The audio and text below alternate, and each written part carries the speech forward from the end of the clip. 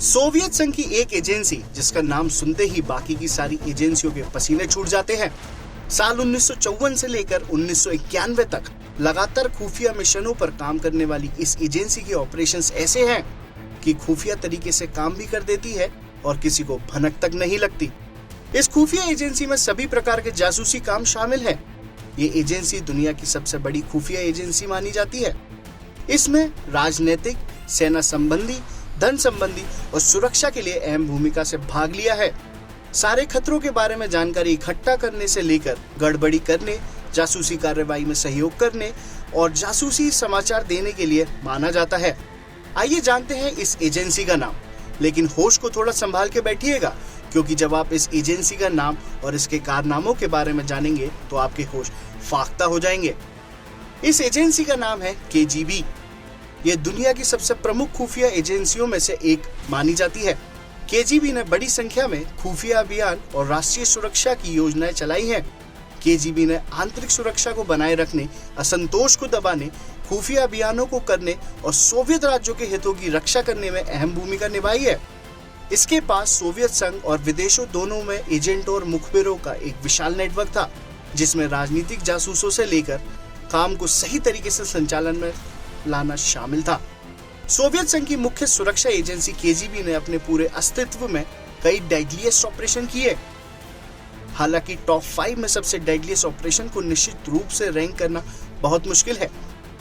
ध्यान दें कि शब्द डेडलीस्ट ऑपरेशन के बारे में बताएंगे, जिसके परिणाम से कई लोग इससे हताहत हुए या महत्वपूर्ण राजनीतिक प्रभाव से लेकर प्रमुख खुफिया उपलब्धियां हासिल करी। तो ये है 5 महत्वपूर्ण केजीबी के डेडलीस्ट ऑपरेशंस। सबसे पहले हम बात करेंगे ऑपरेशन इन्फेक्शन की। 1980 के दशक में केजीबी द्वारा आयोजित एक मिशन था। इसका मतलब था कि लोगों को आसानी से संक्रमित करने के लिए विभिन्न तरीकों का इस्तेमाल करना।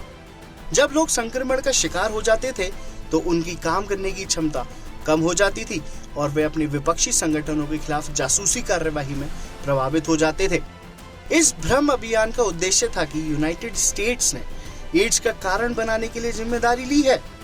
केजीबी ने यह फैलाव करने की कोशिश की कि अमेरिका की निंदा करे और उसको विश्वास करने की क्षमता में कमजोर करे। ये उन विपक्षी संगठनों के कदमों को रोकने और उनकी गतिविधियों को अवरुद्ध करने का प्रयास था, जिसके चलते ये मिशन काफी सुर्खियों में रहा। दूसरे नंबर पर हम बात करेंगे ऑपरेशन अंधीर की। साल 1962 में यह अभियान क्यूबा मिसाइल संकट का हिस्सा था। केजीबी ने क्यूबा में परमाणु मिसाइलों को पहुंचाया और स्थापित किया, जिससे संयुक्त राज्य अमेरिका और सोवियत संघ के बीच तनावपूर्ण स्थिति पैदा हो गई, जिससे परमाणु युद्ध लगभग समाप्त हो गया। तीसरे नंबर पर हम बात करेंगे ऑपरेशन ट्रस्ट की।